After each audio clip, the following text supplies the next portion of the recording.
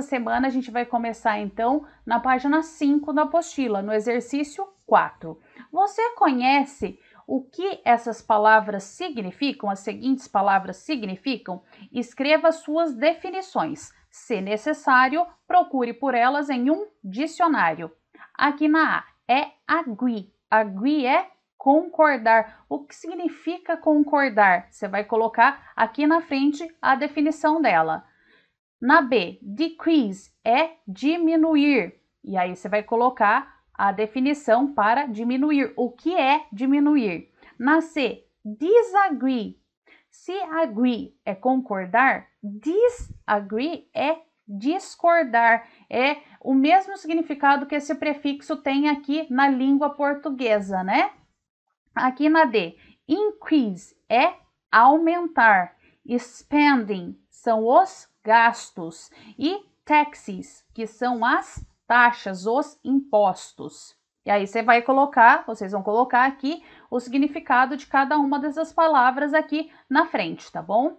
Aqui na 5, complete as sentenças com as palavras novas que você acabou de aprender. O presidente, ele diminuiu os investimentos na área militar. Por quê? Porque ele foi um líder pacífico. Então, diminuiu, decrease é diminuir. Como está no passado, a gente colocou o ed. Por quê? Porque decrease é um verbo regular. Aqui na B, eles acreditam em discurso livre. E eu também. Nós, o quê? Nós concordamos. Se eles acreditam e eu acredito, nós concordamos que todo mundo deveria ser ouvido. Aqui, o governador, ele aumentou o número de novos hospitais. Por que ele aumentou? Porque foi de 20 para 35. E aqui, ó, esse aumentou também está no passado, né? Então, como a gente tem o has, que forma o present perfect, que é aquele passado, quando a gente não tem uma data determinada, não foi ontem, não foi semana passada, ele aumentou, né? Aí durante o período que ele governou, ele aumentou a quantidade de hospitais, mas não tem uma data específica. Por isso que a gente usou o present perfect, que vem o has, né? Que é o verbo have na terceira pessoa do singular, que é o governador, ele, has, e aí o verbo principal veio no passado, que é increase, a gente colocou o ed no final. Então, o governador, ele aumentou. Aqui na D, o conselho estudantil, né, o grêmio estudantil, quer remodelar, reformar a Gym é academia este ano, mas eu o quê? Eu não concordo, eu discordo. Então, I disagree. Eu discordo por quê? Porque eu acho que nós deveríamos renovar a cafeteria primeiro. Aqui na E, o governador, ele prometeu que a receita para os novos impostos, né? Taxes. Então, a receita para desses novos impostos, então ele vai cobrar novos impostos, elas vão ser gastas exclusivamente na saúde e na educação. Aqui na F, o prefeito está propondo um corte de 5%, né, nos são advertisement, que são propagandas. Então, são os gastos, né, com propaganda, spending. Então, o prefeito, ele está propondo cortar 5% dos gastos com propaganda quando? No próximo ano. Aqui na 6, se você vivesse nos Estados Unidos, qual partido político você preferiria e por quê?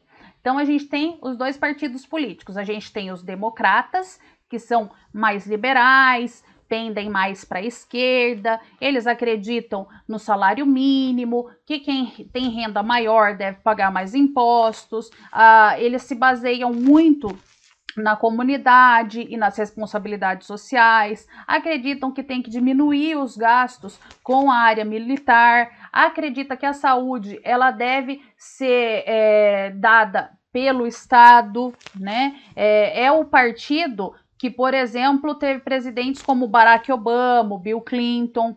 Ou você seria um republicano, que é mais conservador, pende mais para a direita, que acredita que as taxas elas não devem aumentar, né? E que os salários eles devem ser definidos pelo mercado livre, não deve ter um salário mínimo, né? Dependendo do mercado, dependendo do serviço que você presta, você ganha o seu salário.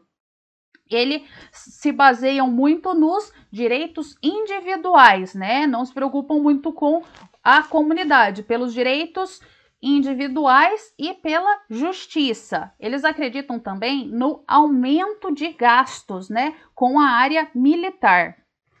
E eles acreditam que a saúde ela deve ser providenciada por companhias privadas, né? Então cada um paga o seu plano de saúde e tem, né, depois ali, se precisar, tem esse plano de saúde para recorrer quando tiver alguma doença. E alguns presidentes recentes republicanos foram o George Bush, né, e tem também o atual, que é o Donald Trump. E aí vocês vão colocar qual desses partidos políticos vocês mais se identificam, tá bom, pessoal? Aqui na página 6, a gente tem a seção de Reading e a subseção Before you read. Reading é ler, before you read é antes de você ler. Então, antes da gente ler o texto que tem na próxima página, vamos buscar aí esse conhecimento prévio que vocês têm. Qual é o sistema político nos Estados Unidos? É uma monarquia, né? A gente tem um rei, uma rainha? É presidencial? A gente tem um presidente? Ou ele é parlamentar? A gente tem um primeiro-ministro. Aqui na 2, quem é o cabeça do Estado neste país? É o que eu disse. Quem é? É o presidente? É o primeiro-ministro? É a rainha? Quem que é a cabeça lá dos Estados Unidos, tá, gente? Aqui, na 3, qual é o nome, né, de quem está no poder agora lá nos Estados Unidos? Do chefe de Estado lá dos Estados Unidos agora. E quanto tempo que o mandato dele ou dela, né, vai ser? Então, quando começou e quando termina o mandato desse cabeça de Estado ou dessa cabeça de Estado lá dos Estados Unidos, né? Quem é o responsável? Aqui na 4. Olhe para o texto na página seguinte e responda essas questões. Então, vamos lá dar uma olhadinha no texto na página seguinte. Bom, to read and understand, que é ler e compreender. A polarização política é sobre sentimentos, não fatos. Uma pesquisa em 2016, muitos democratas e republicanos disseram que membros dos outros partidos são mais propensos a ser mente fechada, desonesto e imoral, comparado com outros americanos. Então, eles têm aí essa polarização. Eles acreditam que a pessoa que não é do mesmo partido que eles, é mais mente fechada, é mais desonesto, é mais imoral do que qualquer outra pessoa dos Estados Unidos.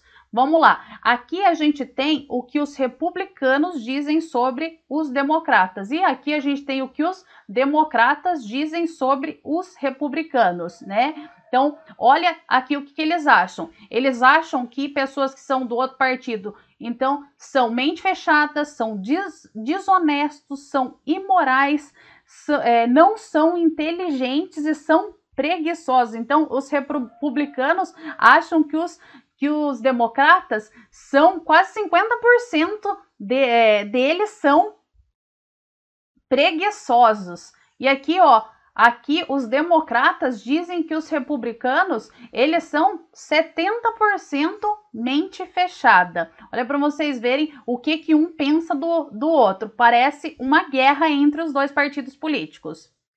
Aqui, por que as pessoas odeiam aquelas que são politicamente diferentes delas mesmas?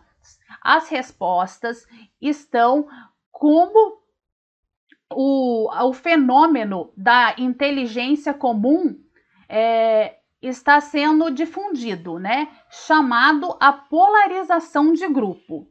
Quando você fala somente com aqueles que concordam com você, ou ouve somente as notícias que confirmam a sua opinião, você se torna mais radical em suas crenças. Então, se eu sou de determinado partido político e eu acabo me envolvendo só com pessoas que pensam igual a mim, eu só ouço notícia que fala aquilo, que afirma o que eu penso, que eu tô certo, aí eu acabo me tornando mais radical.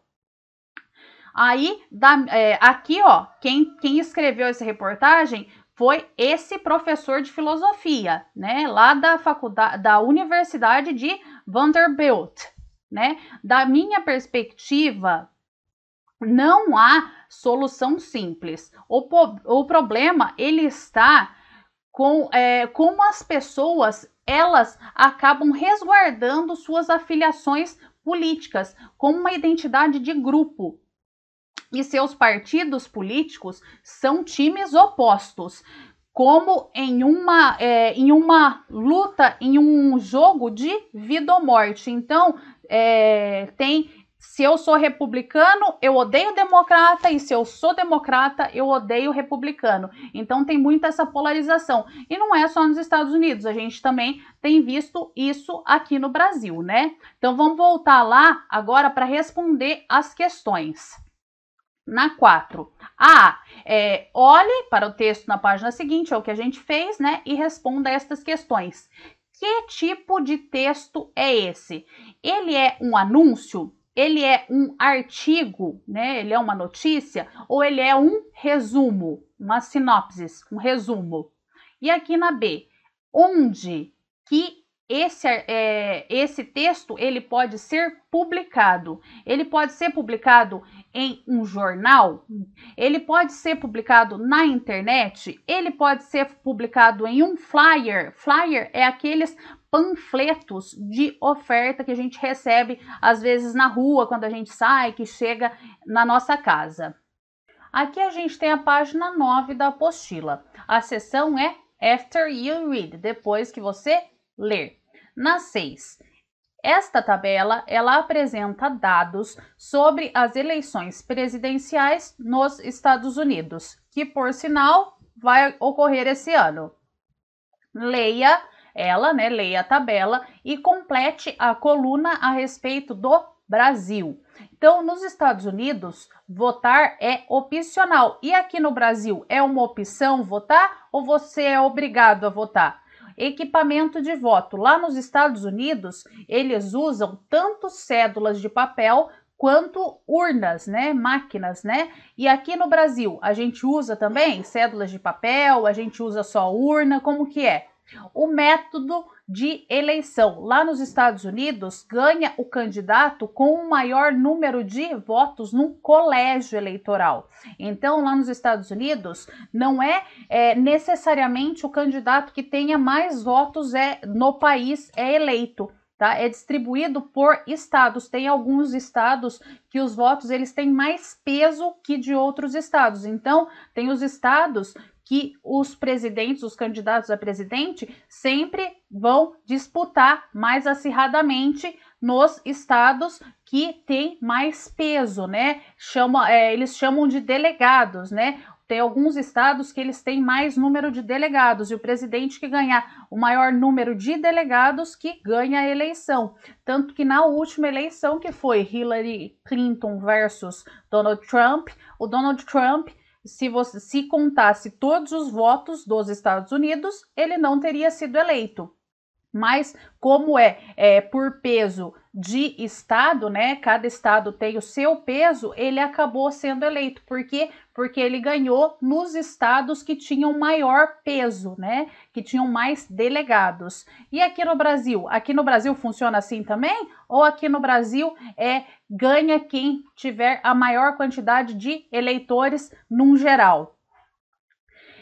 É possível votar através do correio. Lá nos Estados Unidos é possível votar através do correio. E aqui no Brasil, é possível você enviar o seu voto através do correio ou você tem que ir lá no dia da eleição e votar naquele determinado dia? Os documentos que são necessários para votar. Lá nos Estados Unidos, você tem que ter o registro de eleitor na sua mão. E aqui? Além de ter você pode votar com o que tanto? O título de eleitor, né? Que já diz o nome, mas também aqui eles aceitam o que? Documentos com fotos, contanto que você saiba a zona eleitoral que você vota, né? O local que você deve ir. Você pode ir com um documento de identificação com foto. A idade mínima para votar lá nos Estados Unidos não se vota antes dos 18 anos. E aqui no Brasil, a partir de que idade que você já pode eleger o seu candidato? E por essa semana é só, pessoal. A gente vai ficando por aqui e a gente se fala novamente semana que vem. Um abraço!